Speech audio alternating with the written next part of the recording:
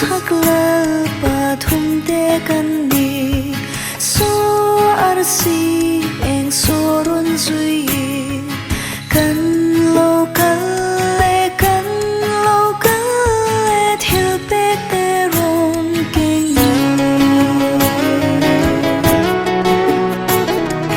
Bethlehem mà là lâu biếng dù răng cất ra là lúc hùng bê căn khung tí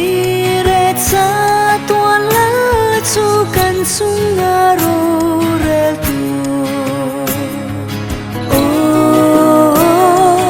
Zan arsi rô bùi tắc chu arsi em lệ môi tắc chu thăng lâm bắn nên ba son dê linh y em rô bùi min khen la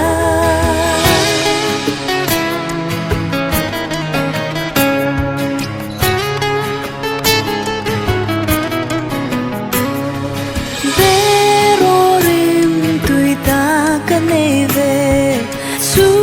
rim chuan bà thian at nai ti bà thian sung nung bê chu bia in phak lệ trong trai lan tu Zan arsi rô bùi tắc chu